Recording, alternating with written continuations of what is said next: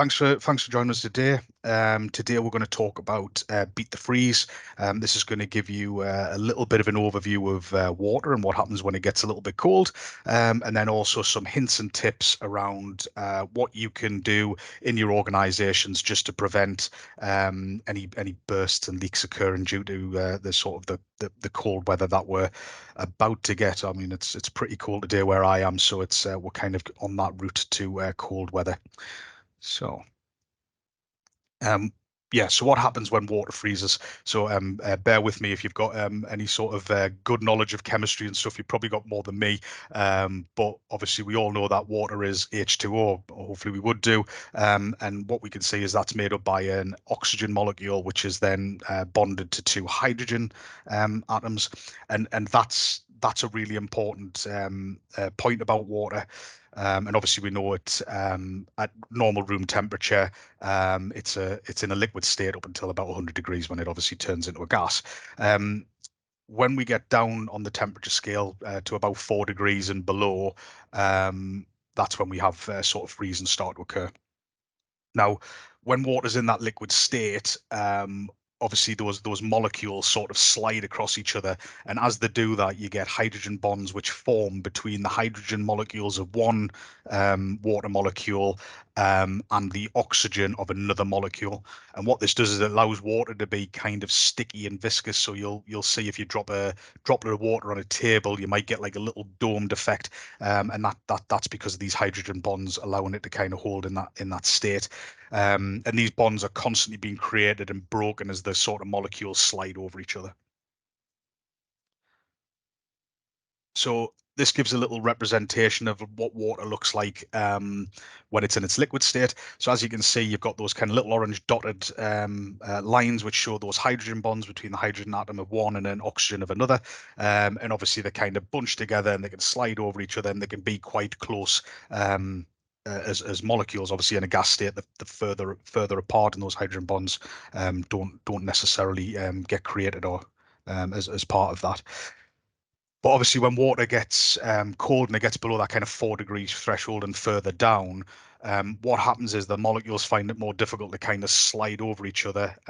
Those hydrogen bonds don't break as much, and what happens is they become more like stronger or more enforced. Um, and basically, what that does is it orientates the molecules into a hexagonal shape, which looks a bit like this.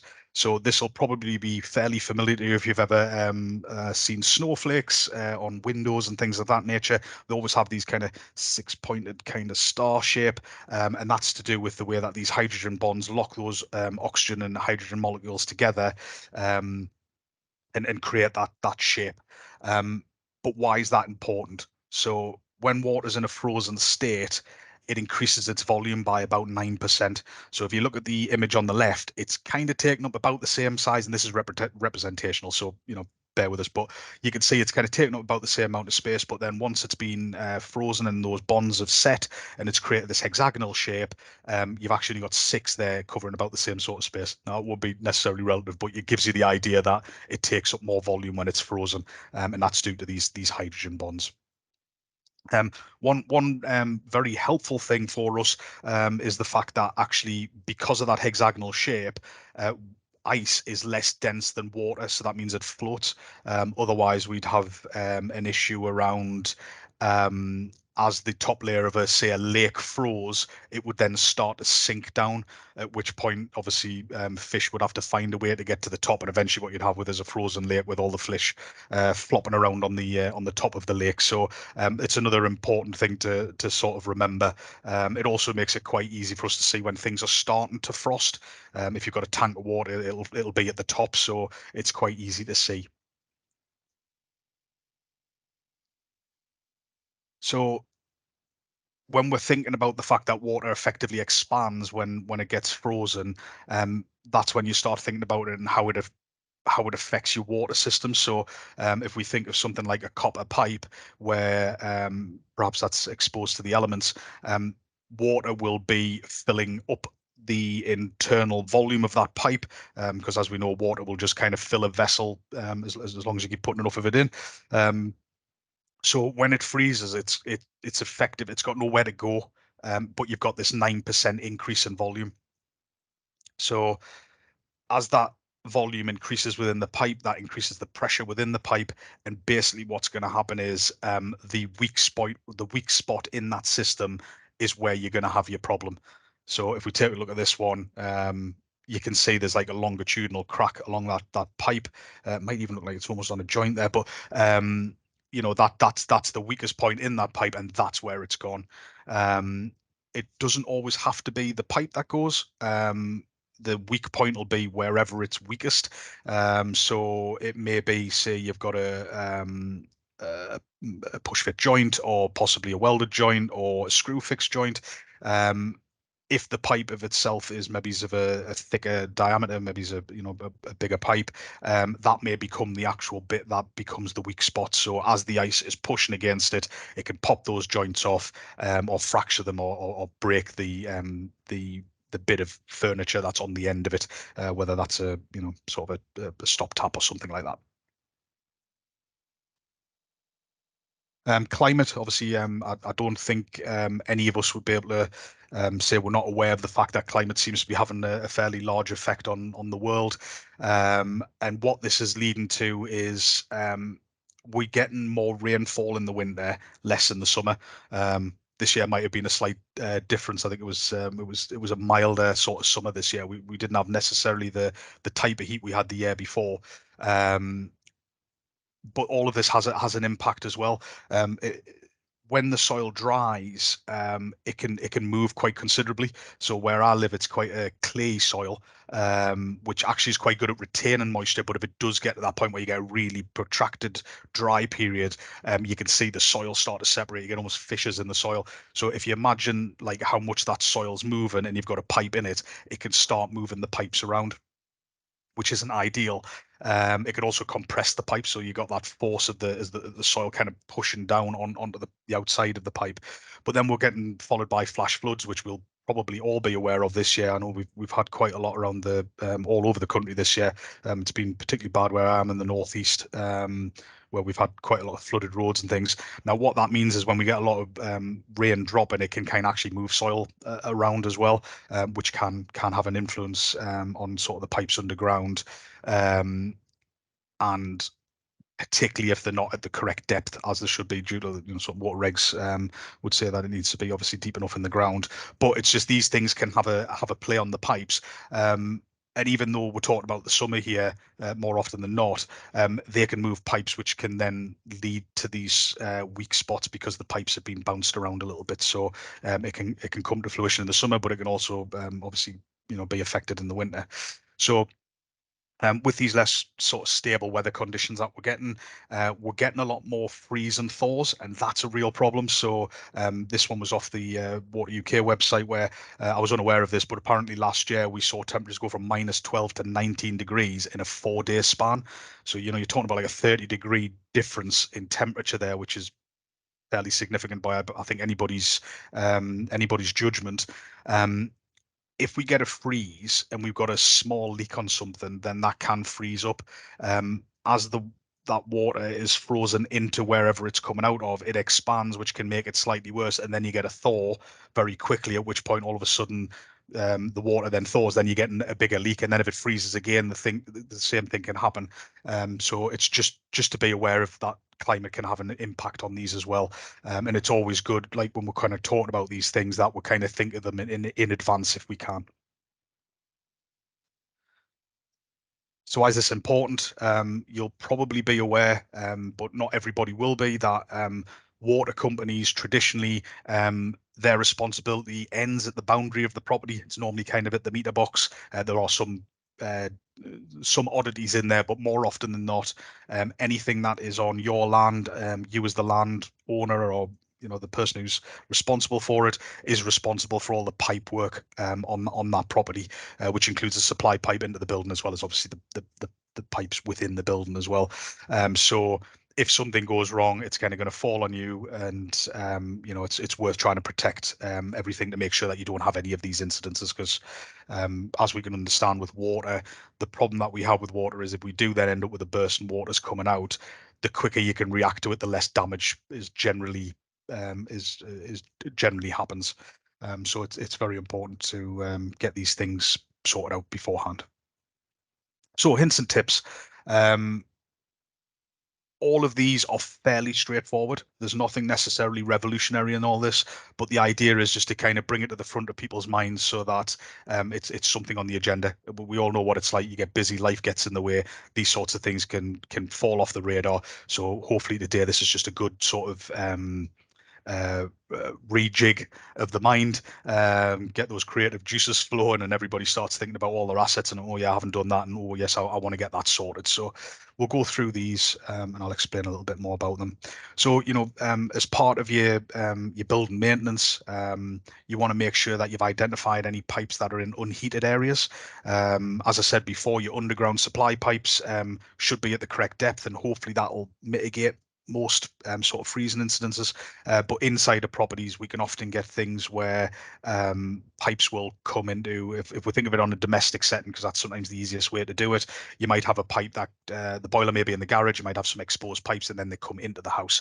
So it's those pipes in the garage that we want to be concentrating on, because they're in an area where it's unheated generally, and that those are the ones that are most at risk. Ones inside of properties where the heating's generally on a couple of times a day, and keeping those pipes above that 4 degrees threshold is they're probably going to be okay. But these are the ones that we need to identify. Um, Insulate your water tanks and your water pipes with lagging. Really straightforward and simple. I like this picture because it's a bad picture. As you can see bits of copper popping out there where we've got the clips.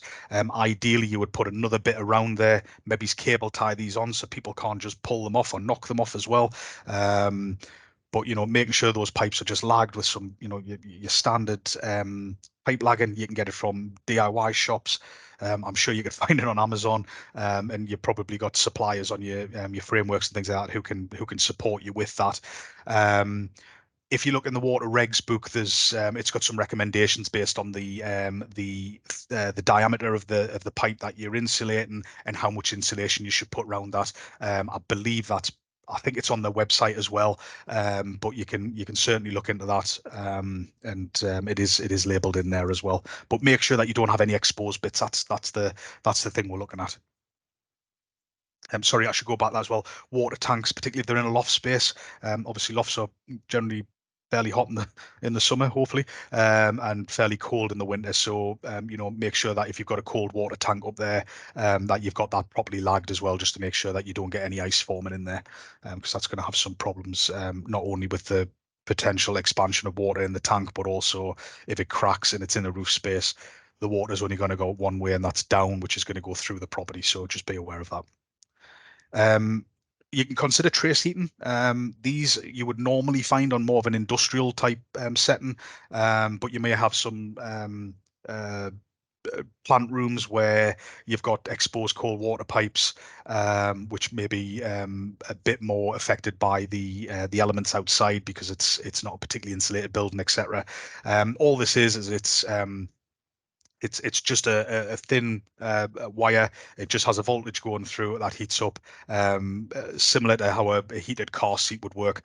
It just puts a small current through there. That just adds a bit of warmth to the pipe. You normally lag that as well, and all that does is it just means that the liquids in the pipe, whether it's water or something else, is just kept above that sort of freezing point. And just allows that sort of to keep it in a liquid state, so it just keeps moving through the pipes and stops any expansion. Drip and taps. This is always an interesting one because I know like sometimes the recommendations are if you've got a pipe in an area where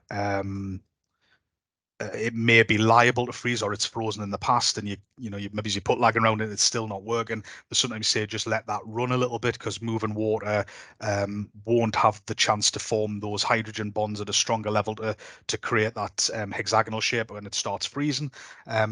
In theory, that's That's correct, it would. It's not a particularly good use of water from my point of view. It's a bit of a waste. But the other thing is, as well, as if it's not at a sufficient level to be moving and it does freeze, then what's going to happen is a bit like on this tap, you can see the water's frozen. That'll have gone up into the tap bit there, and it could be kind of damaging the internal workings of that tap, so that when you do get a thaw, you end up with a lot more water running out. So if you've got any dripping taps and things like that, get those fixed. Wouldn't necessarily recommend running water over the winter to keep water moving in the system. For that, I would take different measures. The other thing is, as well, if that water is running and it's going somewhere where it's cold, it could freeze on the floor, which creates a slip hazard as well. So we don't want anybody getting injured from that, because obviously that would be a thing that you'd be liable for, as well as the person obviously getting injured, which we don't want. Minimize drafts, closed doors on plant rooms. I wouldn't necessarily recommend that draft excluder for a plant room, but you can get the kind of brush ones, which are relatively inexpensive. It's a good way of keeping dust out of the building as well, which isn't a bad idea. But it just stops those drafts coming in, which just gives a little extra layer of protection for the pipes in those buildings. And if you've then lagged them, then you're kind of building insurance measures against that as well. Um, Next one. So heating systems, a lot of heating systems now come with a kind of frost protect. So it's sometimes built into boilers as well. So the boiler will kind of kick itself into gear to keep itself warm to make sure it doesn't freeze. Um, you can get even just your sort of fairly standard thermostats for internal buildings. They generally have an anti-freezing sort of frost protection system built into them as well. Obviously, there's a whole raft of smart systems now which can measure, connect to the internet and see whether or not there's going to be a freeze event outside, tracking weather data, and then sort of counteract that. And then you've got like your thermostatic radiator valves, which is what's on the screen there, and you can see the little frost on there. If you set it to that, it means that when your heating comes on, it would allow at least, I think it's as long as it keeps it about 7 degrees, so just above that threshold to make sure that it isn't going to freeze. So that's just another thing that you can put on, depending on what type of properties you're managing. This is a one that actually does come out of the water regulations guide, which talks about if the property is going to be unoccupied, then turn off the water and drain the system. In theory, yes, that's going to protect you from a frost incident, because you're not going to have the volume of water in the pipe, and if there is some in there, if it expands, it's not going to cause any damage because you're only talking about 9%, and you're going to have probably more volume than that. However, the other side of our business deals with Legionella management, and this is always a big thing for us. If you do drain down a water system, um, even if you've drained it down fully, there's probably going to be pockets or areas where some water is left in the system. Now, admittedly, in the cold, that's not probably going to be a Legionella concern, but you can get things like Pseudomonas and stuff, which is like slimy stuff that goes in the pipes. It's not particularly very nice, and it's quite difficult to get rid of once it's in there. But if you do take a property offline by draining the system, you need to be aware of the Legionella considerations, because that's the one that tends to fall under the guidance documents.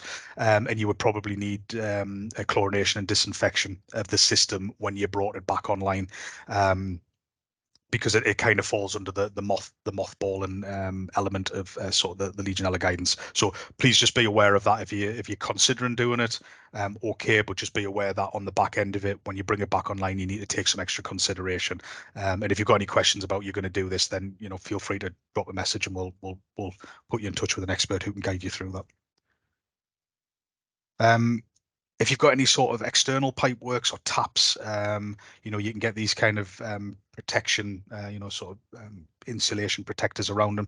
Now, that's not a particularly great one, because obviously you can see the tap sticking out the top. That's a metal.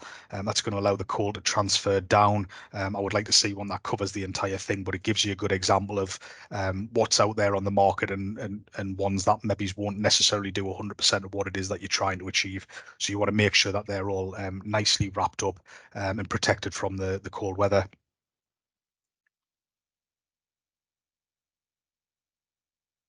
Install control valves, and so you can isolate certain bits of it as well. you can do that. So that tap that we just looked at, you can sometimes isolate them in the property and then, open the tap, at which point if there is any residual in there, it'll come out of the tap.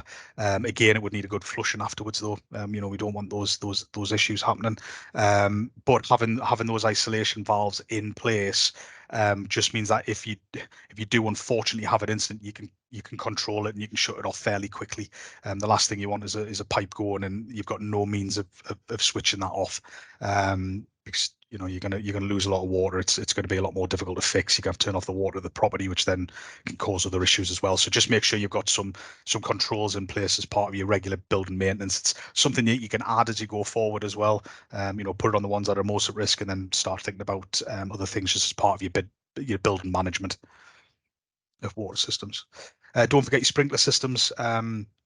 More often than not, these are going to be in a building that is generally heated. Um, um, at least a couple of times a day, so it shouldn't be that much of an issue. And they do tend to get looked at as part of obviously your fire regulations and things like that. So they're probably getting checked every 12 months anyway, I would imagine. But you may have a plant room where you've got a sprinkler system in there, and actually that building isn't particularly well heated and maybe exposed to the elements from drafts and things like that. So just be aware if you've got any of them. It's just something to think about, and to obviously sort of keep in your mind as something you may want to look at. Um, know where your water meter and your stopcock is. I kind of like this one. I don't know if you can see, but that's actually the meter there, which is fairly well buried. So making sure that you know where your meter is and that it's accessible. On a lot of domestic type meters, they sometimes have like a stop tap at the meter, which is installed as part of it. So if you do have a problem and the stopcock isn't working in the building, you can sometimes go at the meter and turn it off there, which is just something to bear in mind.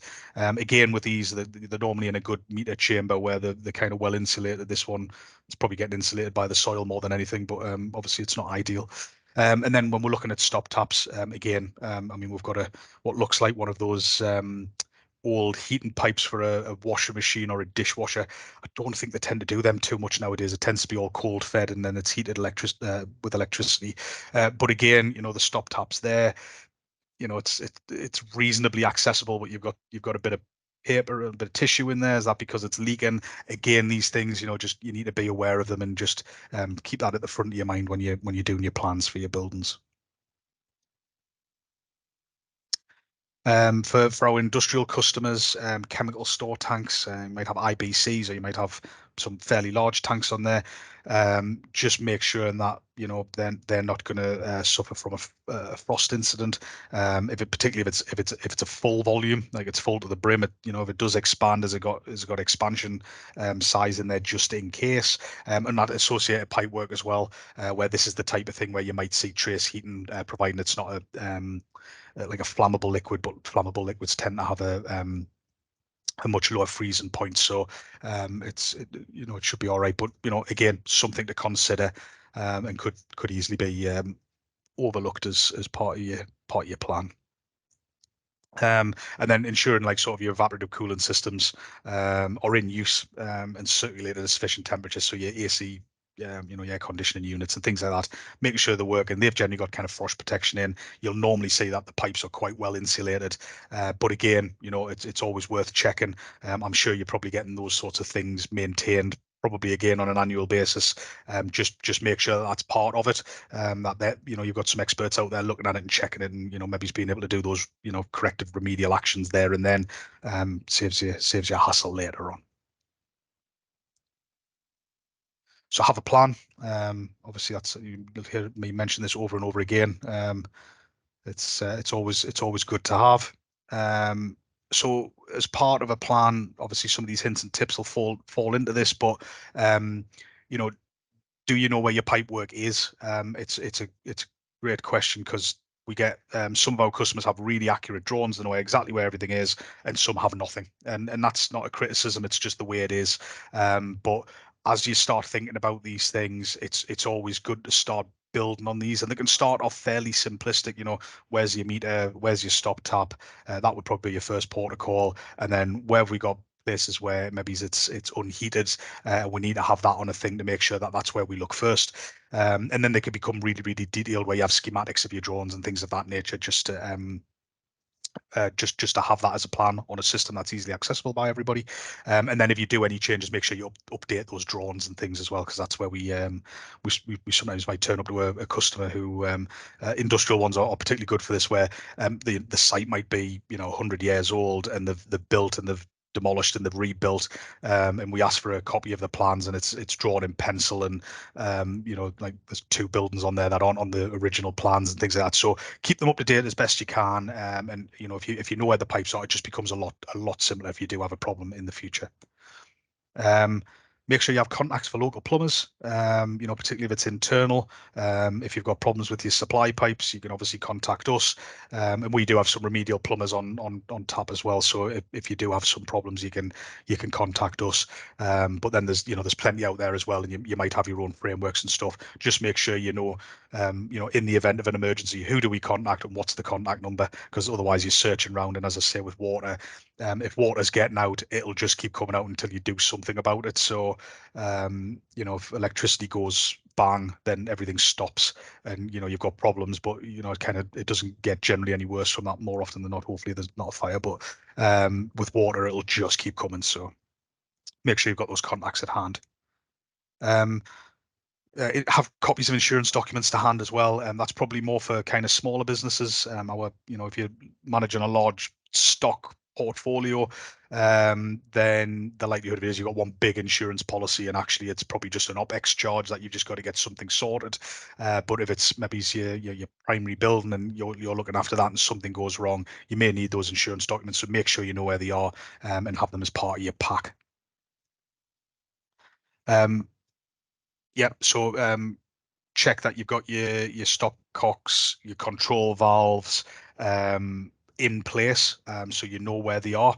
And obviously, we need to make sure that they're there again in case something does go wrong. You can kind of stop water getting out fairly quickly. Make sure they're working. A lot of the time, and I've been guilty of this in my own property. We moved into this house that I'm in now. About 8 years ago, and I was like, oh, I know exactly where the stop tap is, and that was great. And then we had a problem where we needed to turn the water off, and I turned the stop tap and it didn't work. So luckily for me, there's one on the meter, so I managed to turn it off from there. There are stopcocks sometimes in the street as well, depending on where you're based. They are the asset of the water company. They wouldn't like you just going out in the street and turning them off, because if you do damage it, you'll be charged for it. But if you have any problems, make sure you've got your water company's number to hand. And if it was a big problem where you need to turn it off, you know who to contact to say, can I turn this valve off in the street? Because I'm having major problems, and I'm sure more often than not it would be like, yes, but if it gets damaged, it's on you, not on us, sort of thing. But it's worth having those numbers as well. But make sure those stopcocks and valves are working. Um, Again, like we said right at the very beginning, make sure that your pipes are lagged. Check that they haven't been moved when it gets around to the winter. Again, cable ties will pretty much hold them in place most of the time. But if you've had any remedial works, somebody might have took them off to have a look at something, or to get behind something, or whatever, and they might not have put them back on. They might just be left next to it, or they may be put in the bin or anything like that. So just make sure that the pipes are lagged. It's going to save you a lot of hassle in the future. When we're talking about those trace heating systems that you've got in, just make sure they're working. Voltage check them, make sure there is a volt going through. Test them before winter comes to make sure that it is going to come online when you need it. They're generally kind of relatively smart, these things. It's like a frost protect, where when it notices the temperature gets cold, it switches itself on automatically. So just make sure that those are getting tested and that they are working.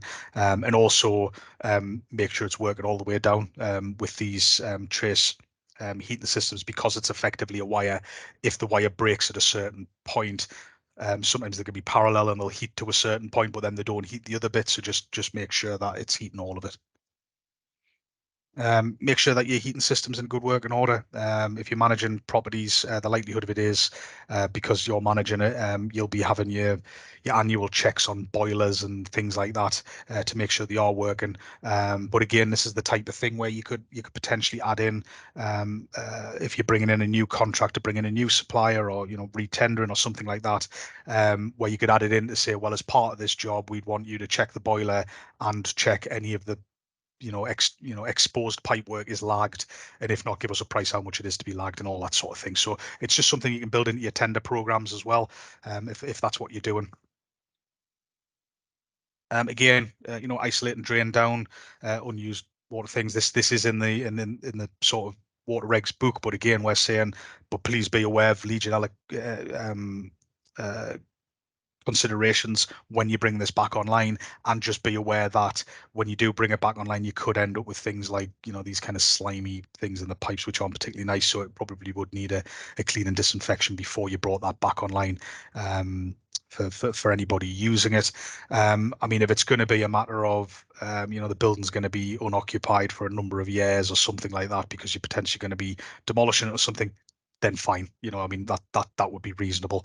If you then change your mind and decide to bring it back online, just remember that you need these considerations, and it would fall under a kind of mothballing from a Legionella point of view. You can isolate those outside taps, as we said, cover and insulate them. You can open them up as well. So if there was a little bit of water still in there, that if it did expand, it'll just expand out the pipe. But again, you want to make sure you're doing a good flushing of that when you bring it back online. But it may protect you. And again, hoses as well. Number of times that we see hoses just connected to outside taps, possibly left on the ground as well, where it can pick up that cold from the floor. That can cause you problems as well, and it might just damage your hose, which you might need for next year. So take them off, drain them out, and put them somewhere where they're not going to be exposed to the weather. And, bring them inside or put them in a greenhouse or something like that, just to protect them as well. Um, just as anything as well, sort of regularly check your premises for repairs and leaks. It'll be probably your normal program, but again, this, like as I say, this is about bringing things to the forefront, just to keep thinking about them. A lot of these sorts of things, I think you could add into probably the processes that you're already doing, and it might be different companies doing that for you, depending on what you're managing. But you can add these bits in just so you're getting this extra checks done. And to be honest, it's probably not going to incur that much cost to do that as part of it. Right, I've got a little video here as well just to finish off. This is a one based more around domestic customers, but it's just a helpful thing to have and pass around if you wish. And it's on the website. I think this is from our Essex and Suffolk website, because we operate both Northumbrian Water and Essex and Suffolk.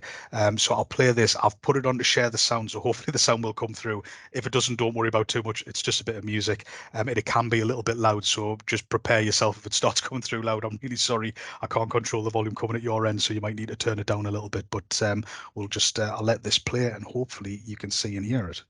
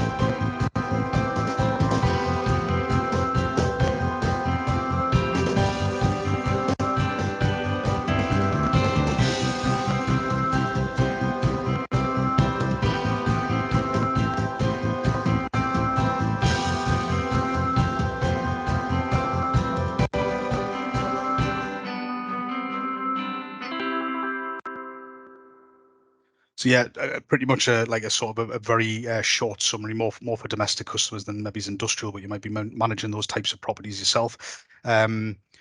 I think one of the things that was in there as well was about if you do have a frozen pipe, use something like a hairdryer or a soft heat to thaw that pipe, and don't use a naked flame, because you'll end up with a shock as that kind of heat hits the ice. It's not ideal. And that takes us. Oh, sorry. There we go. There we go. To the end. Feel free to ask questions. We've got a Q&A up at the top there, which I'll just open up. See if there's any questions come through. There's no questions come through. That's absolutely fine. I think the main point of all these things is to kind of just help people start thinking about it. A lot of this you'll have in place. You'll probably have your own plans. If you don't, start generating one. It's start simple and build from there. It's fairly easy. I think a lot of this is quite simple and easy to enact, so it's worth doing and looking at. And I think from a point of view that a lot of this stuff, if you've got uh, contractors or your own people doing some of these works for you, it's some little bits of extras you can add to it just to add that little level of extra protection. The other thing is as well, sometimes with these things, once the webinar finishes or the conversation finishes, you go, oh, I wish I'd asked that question. You've got my contact details. I'm here. Contact us. I'm more than happy to have a one-on-ones and chat through. And if I don't know the answer, I'm more than happy to go and get it for you. Other than that, just a really big thank you from me. I really appreciate the fact that you're taking time out your busy day to listen to me have a chat about this.